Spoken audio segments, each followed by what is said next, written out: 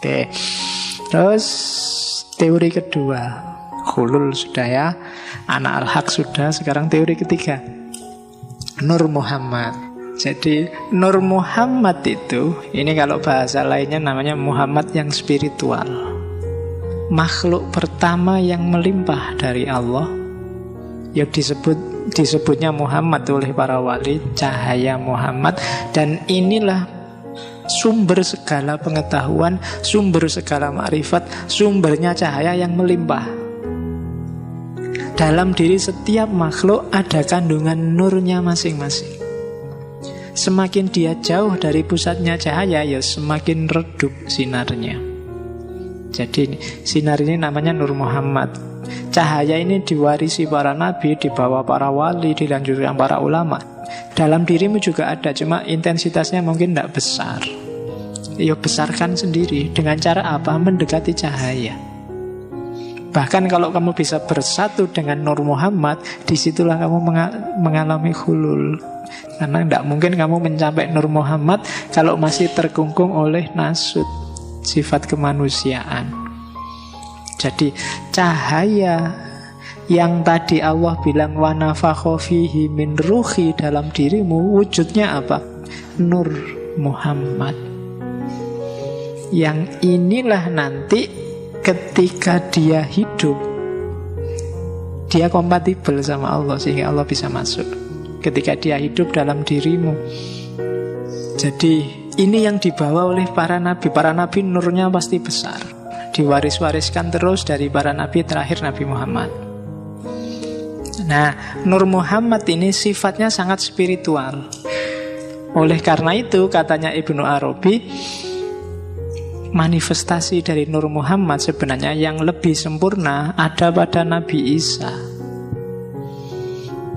Jadi Nabi Isa itu cara hidupnya kan sufi 100%. Jadi kemarin diulang lagi ya waktu ke sesinya Isa. Jadi dia mulai gaya hidup, ajaran, sampai macam-macam pernik-pernik hidupnya itu kan sufi. Maka katanya Ibnu Arabi, contoh idealnya Nur Muhammad itu Nabi Isa. Kok bukan Nabi Muhammad? Enggak. Katanya Halaj, Nabi Muhammad itu paling bagus karena dia bisa kombinasi dan bolak-balik antara sisi kemanusiaan, sisi ketuhanan demi umatnya. Jadi semua digarap oleh Nabi Muhammad karena dia menyempurnakan semuanya. Tapi khusus untuk yang manifestasi Nur Muhammad yang 100%, katanya Halaj itu Nabi Isa. Ya ndak enaknya yang ini ya dunianya dunia batin semua. Nur Muhammad itu kan memang sifatnya spiritual. Spiritualitasnya sangat tinggi pasti orang yang semakin punya Nur Muhammad dalam dirinya. Para wali itu pasti besar nurnya.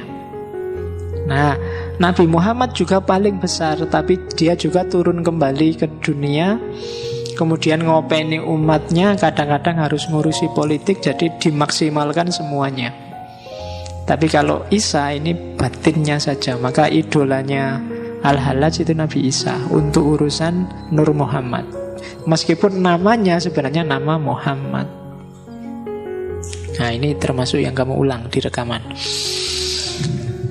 Jadi Nabi Isa itu rela mengorbankan diri demi cinta, hidup dalam nilai-nilai kesufian total.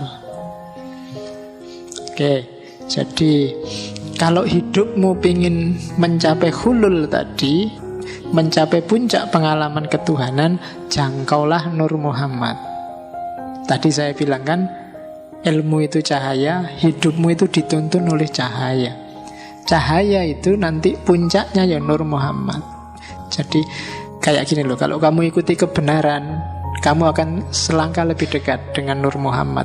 Dekat dengan Nur Muhammad berarti semakin dekat sama Allah karena dia limpahan pertama dari Allah. Ilmumu tambah lagi, kamu semakin dekat lagi. Ilmumu tambah lagi, semakin dekat lagi. Di puncak keilmuan, itu yang namanya ma'rifat, kamu akan bersatu dengan Nur Muhammad. Itulah nanti Allah akan hulul, akan halla, akan menempat dalam dirimu. Nah itu maunya Al-Halaj. Jadi untuk jadi orang baik, Syaratnya ilmunya harus tambah, cahayamu akan semakin banyak. Makanya Allah bilang derajatmu akan semakin tinggi, karena nurmu semakin banyak, cahayamu. Jadi tidak usah milih-milih, kalau ilmu perbanyak aja. Dan nyari ilmu yang bikin kamu semakin dekat sama Allah. Jangan nyari ilmu yang bikin kamu menjauh dari Allah. Sekarang kan banyak pengetahuan yang sebenarnya itu tidak penting, kamu tidak harus tahu, tapi kamu maksain tahu sehingga bikin kamu jauh sama Allah. Ya kamu sendiri bisa milah mana pengetahuan yang bikin kamu semakin jauh sama Allah. Ya di WA kan banyak kadang-kadang. Oke. Oh ya kan, teknik memikat lawan jenis, terus di WA, terus cara, kan kayak gitu banyak. Itu kalau memang kamu merasa tidak penting, tidak bikin aku tambah dekat sama Allah, mending sudahlah, nggak usah capek-capek baca yang lain. Itu nurmu akan semakin banyak. Karena begitu ada sesuatu yang tadi tidak bikin kamu dekat, berarti kan lawannya bikin kamu semakin jauh. Semakin kamu jauh, semakin kamu gelap, karena semakin menjauh dari cahaya. Semakin kamu gelap, semakin kamu nggak ngerti di depanmu ini mikrofon apa laptop. Maka yang benar, yang salah kamu anggap benar, bisa benar kamu anggap salah. Itu nanti arahnya ke takholak bi ahlakillah, arahnya ke moral. Oke, jadi itu teori Nur Muhammad. Dan hampir semua sufi, baik yang wahdatul wujud, hulul ittihad, jatuhnya pada wahdatul adyan. Agama-agama itu hanya cara setiap orang untuk ketemu Tuhannya. Jadi dia tidak utama dan yang pertama. Kita lihat langsung puisinya ya. Tafakkartu fil adyani jadda tahakkukin fa'alfaituha aslan lahu sa'ban jamma fala tatlubanna lil mar'i dinan fa innahu yashuddu anil aslil wasik wa innama yutolibuhu aslun yu'baru indahu jami'al ma'ali wal ma'ani fayufhima. Sesungguhnya aku telah merenung tentang agama-agama. Aku temukan satu akar yang begitu banyak cabang. Jangan kau paksa orang memeluk satu agama, karena akan memalingkannya dari akarnya yang menghunjam tanah.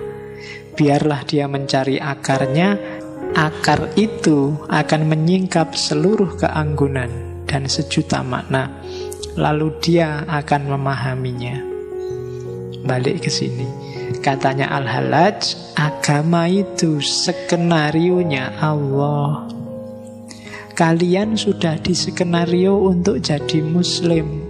Yang lain memang diskenario Allah untuk jadi Kristen. Maka jangan maksa orang pindah agama seolah-olah kamu harus bebas mikir ya pindah agama. Padahal kamu sendiri gak bebas. Kamu dulu jadi Islam kan ya karena bapakmu Islam, lahir di lingkungan umat Islam. Yang Kristen juga begitu, yang Hindu juga begitu. Itu sudah skenarionya Allah, katanya Al-Hallaj. Jangan maksa-maksa orang pindah agama. Dia akan kehilangan akarnya. Dia akan lepas dari hikmah yang sudah dijalin sejak dia kecil. Biarkan aja di situ, pada puncaknya semua akan bertemu. Ketika orang pindah agama itu kan kayak orang ngulang lagi prosesnya dari nol. Spiritualitasnya jadi netral lagi. Nah, itu wejangannya Al-Hallaj. Jadi nanti mirip Ibnu Arabi juga begitu, Rumi dengan cintanya juga begitu. Jadi sudahlah kamu jadi muslim, ya sudah. Nikmati di situ, perdalam di situ. Tidak usah marah-marah maksa orang masuk Islam. Biar aja yang Kristen, biar aja yang Hindu. Akarnya nanti sama. Itu yang disebut wahdatul adyan. Setiap agama sama, tapi tidak usah dibahas. Jalani aja sesuai agamamu masing-masing. Kalau dibahas nanti mesti gegeran. Terus kamu marah-marah.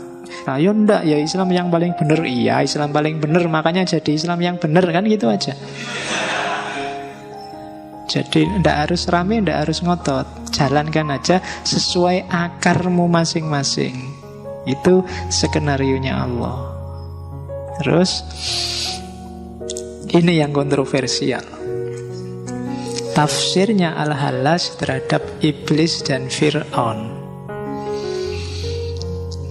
Jadi katanya Al-Hallaj ini potongan, di depannya panjang tentang iblis dan Fir'aun. Jadi maka iblis dan Fir'aun adalah sahabat dan guruku, dan dengan mereka aku menemukan jalanku. Oh, ini hati-hati, kamu gak boleh jadi bahan khutbah Jumat ini. Bisa tawuran orang-orang ya. Jadi di Tawasin itu dia bilang iblis itu simbol keteguhan tauhid yang luar biasa. Malaikat aja disuruh sujud pada yang selain Allah mau semuanya. Iblis yang tidak mau, karena dia tidak mau aku sujud pada yang selain Allah. Hanya pada Allah aku mau sujud, selain Allah tidak. Yo, di situ masuk akal. Cuma nanti Al-Hallaj sendiri bantah itu di puisinya. Jadi yang kedua, iblis ini termasuk Fir'aun, ini sudah diskenario oleh Allah. Untuk apa? Untuk pelajaran bagi yang lain. Makanya sahabat dan guruku. Kalau membaca ceritanya Fir'aun terus kamu hanya dapat marah-marahnya, nggak dapat hikmah dan pelajarannya, itu sia-sia Allah ngasih ibrah Fir'aun. Jadi belajarlah dari iblis, belajarlah dari Fir'aun. Kalau kamu belajarnya cuma dari ustadz-ustadz yang di TV, iya, dapatnya cuma iklan. Jadi, loh iya kan, belajar ketauhidannya iblis, bagaimana ikhlasnya iblis. Dia disuruh menyusahkan manusia sampai akhir zaman, dicaci maki setiap orang setiap hari entah berapa kali. Loh, itu kan patuh luar biasa perintahnya pada perintahnya Allah. Di sisi itunya, meskipun itu kan berat loh, luar biasa, sengsara itu, disuruh sampai kiamat pokoknya kamu dapat kerjaan menyesatkan orang. Itu kan berat loh, dibandingkan berbuat baiklah itu gampang. Tapi disuruh berbuat jahat, awas kalau kamu nggak jahat sampai akhir zaman loh. Loh itu ya berat loh itu. Dari asalnya malaikat disuruh jadi jahat sampai akhir zaman itu berat.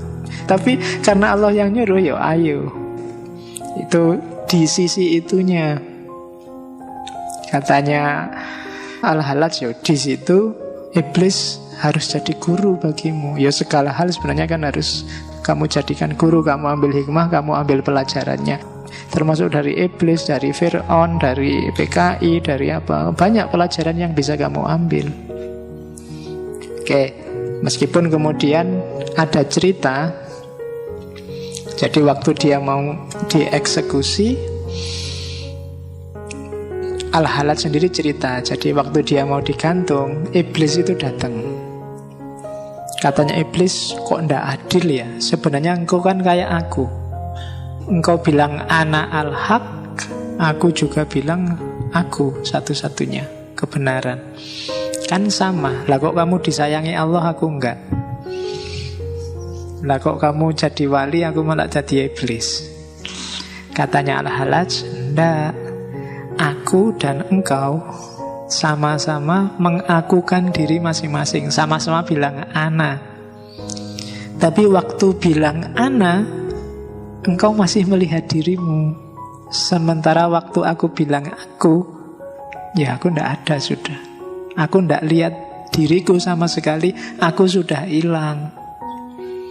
Jadi waktu iblis membantah Allah untuk sujud pada Adam, itu dia masih mikir dirinya.